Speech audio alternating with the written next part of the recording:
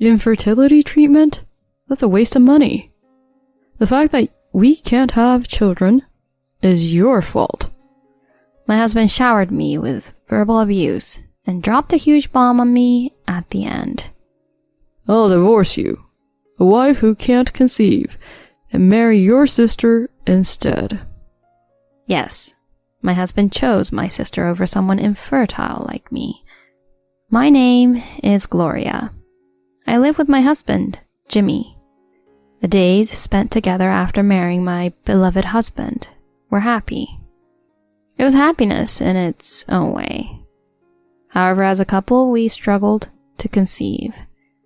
It was about 2 years into our marriage when we began discussing infertility treatments.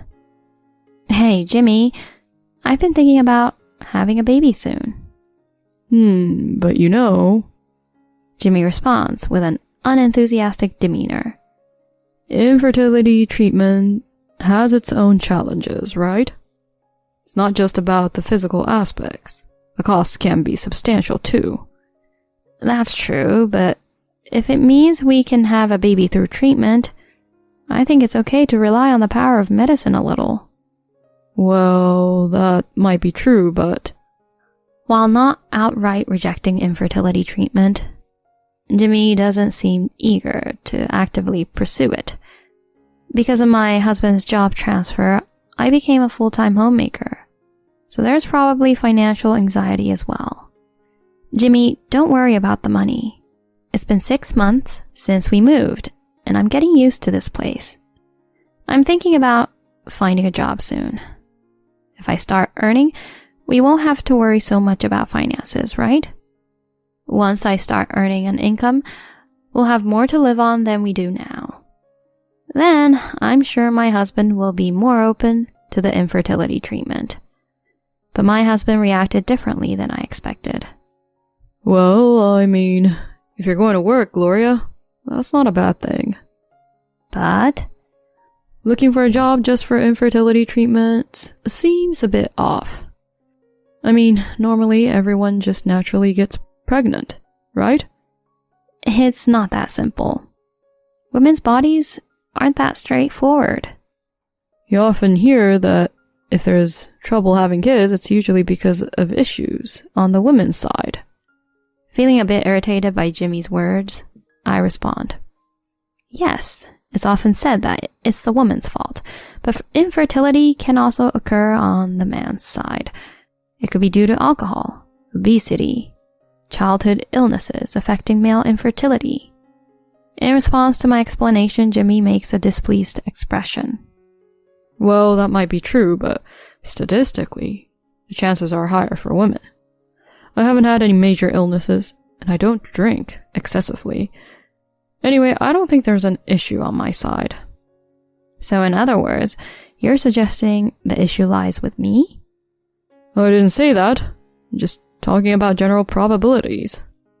He doesn't explicitly say that issue lies with me, but it's clear that Jimmy thinks that way. However, the possibility of the issue being on my side is not zero, so I decide to undergo infertility testing at the hospital. Unfortunately, upon returning home, my mother-in-law was there waiting for me. Hey, Gloria, where were you? Despite being a homemaker, you shouldn't be wandering around outside. Hurry up and get inside, it's unbearably hot.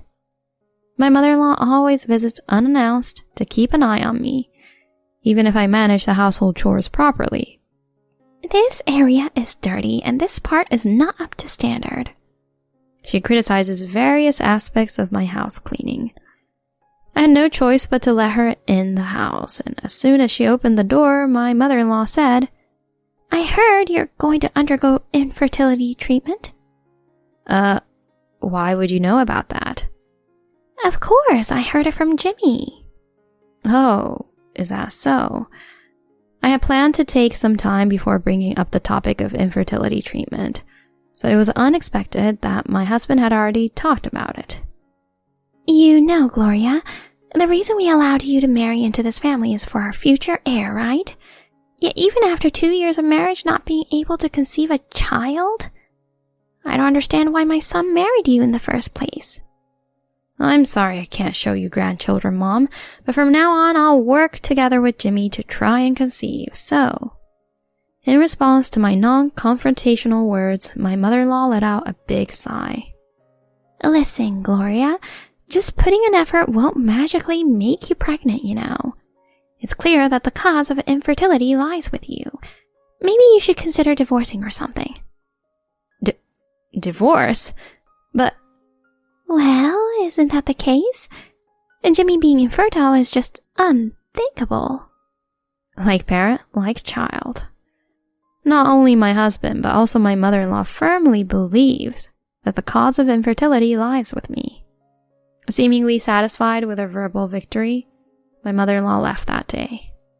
When I reported what my mother-in-law has said to my husband when he returned from work, he responded. See?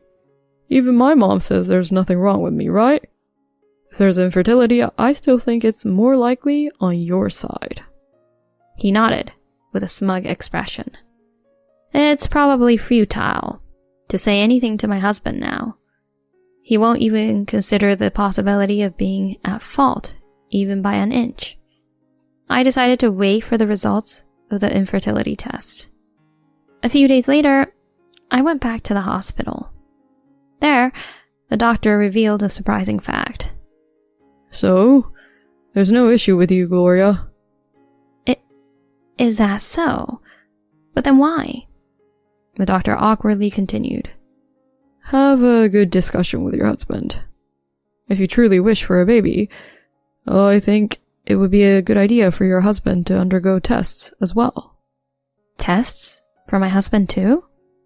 While I can't definitively say there's an issue with either of you, achieving pregnancy is a collaborative effort between a couple. Just to be sure, it might be good for your husband to undergo tests. I see. I confirmed that there was no issue with me, and I felt relieved at the doctor's words. But more than that, how should I convey this to my husband? Trying to be indirect might just complicate things. The test results are out, so let's talk about it tonight. I sent this message and waited for my husband to return home. As I prepared dinner, my husband returned home after a while. Strangely, my mother-in-law was with him. Mom? Why are you... I made the decision. When I told her the test results were out, she said she wanted to come along. My husband wore a confident expression.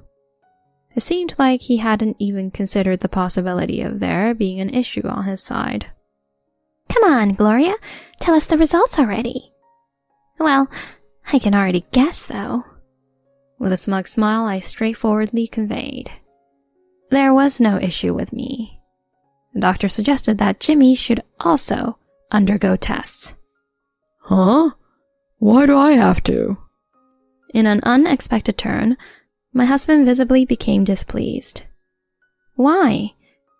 Because having a baby is something a couple should do together, right? Since there was nothing wrong with me, now it's your turn to get tested. What's with that? Are you saying it's my fault? No, it's not like that. I just want us both to get tested. And if there's no issue on either side, then we can be reassured. If, however, there's an issue with you, we can seek appropriate treatment. As I desperately tried to calm down my angry husband, my mother-in-law interjected again. Enough already. Jimmy has always been in good health. He doesn't have any physical issues. I don't think Jimmy is the cause of your infertility. My mother-in-law seemed to be completely ignoring my words, adamant that there was no issue with her son. To convince both of them, I showed the medical report I received from the doctor. I got this today. It clearly states that there's no issue with me, right? However, my husband and mother-in-law merely glanced at the report without bothering to read it. They seemed unwilling to accept the truth. Finally, my husband began spouting outrageous arguments. Since women are the ones who get pregnant, it must be your fault. Wait a minute. I showed you the medical report, didn't I? Then my mother-in-law, appearing exasperated, shrugged her shoulders. You probably forced it yourself, right? Doing something like this just because you don't want a divorce. Gloria, you're truly a frightening woman. What? Why would I do something like that? Don't say weird things. Please. Ignoring my protests, my mother-in-law and husband continued their conversation. Hey, Jimmy, wouldn't it be better to go for a younger girl? Well, at this point, I don't really care. The timing is good. Oh, that matter? Well, that's true. They say better late than never. That matter? What on earth are they talking about? A few minutes later, my husband uttered something unbelievable. Actually, I got your sister pregnant. Huh? I found out about her pregnancy recently. If I'm infertile, your sister shouldn't be pregnant, right? You got my sister pregnant? Confused and overwhelmed, my mind couldn't keep up. Ignoring me, my husband continued. So here's the plan. I'm thinking of marrying your sister, Serena. Mom also wants to see grandchildren soon, you know. My head turned blank, and I felt like collapsing on the spot. Is my husband having an affair with my sister? Moreover, impregnating her and planning to marry her? Wait a minute. Serena is still a college student, isn't she? Besides, she doesn't even have a boyfriend. Yeah, but she started liking me. For a while now, we've been in a relationship. Since when? We've been involved for a while. My husband casually revealed this cruel information. While I was seeking advice for infertility, my husband was secretly involved with my sister behind my back. Abandoned by my husband and betrayed by my own sister. All the while confiding in my husband about infertility without a clue. As I stood speechless, my mother-in-law added insult to injury. Do you understand now? My son has a body capable of properly impregnating a woman. So, the cause is you. A wife who can't bear children is no longer needed. That's true. My husband also takes advantage of his mother's stance. If that's the case, the decision is to divorce you, Gloria. I've brought the divorce agreement, so go ahead and sign it quickly. Saying that, the husband happily handed me the divorce agreement. Are these people sane? Impregnating my sister and even remarrying? It's not normal. At that moment, an indescribable anger swelled inside me. Fine, I'll divorce. In exchange, I'll ask you to pay me alimony in full. Once the matter was settled, my husband immediately kicked me out of the house. Goodbye, infertile woman. I'll be happy with your cute sister. Days later, I returned to my parents' house and explained the situation. My father and mother were furious about this, but the truth is my sister had long been estranged from them, so I was the only one who had any contact with her. Due to her overly free-spirited nature, my sister had caused a lot of trouble for our parents, especially in terms of finances and relationships with the opposite sex. And after starting college, she was disowned by our parents. Even so, she was my one and only beloved sister. That's why I regularly invited her over for meals with my husband. I never expected that she would end up with my husband. My parents offered to call my sister and husband for a scolding, but I just told them, you don't have to do anything. Because I knew that even if they remarried, it wouldn't work out.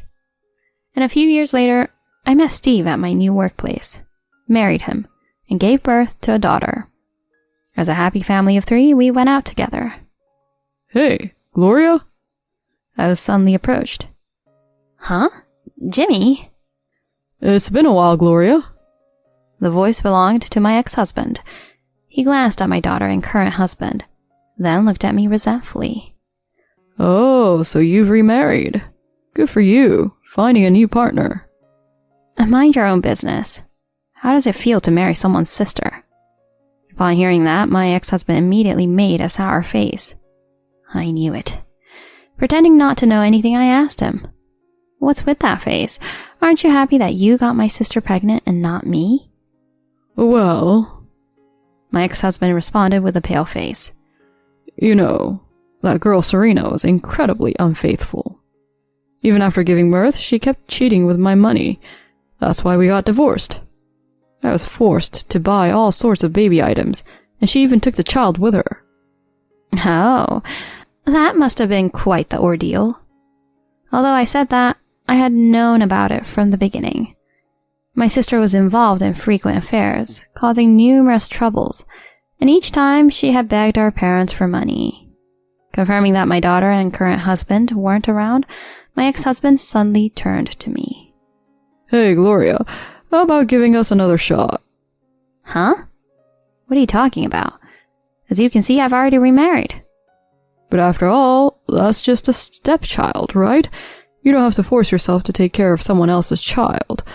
I don't want any more kids, and from now on, let's live freely together. It seems he mistook my daughter as my husband's child from another marriage. This man still thinks of me as infertile. To this misunderstanding man, I confidently revealed the truth. What are you saying?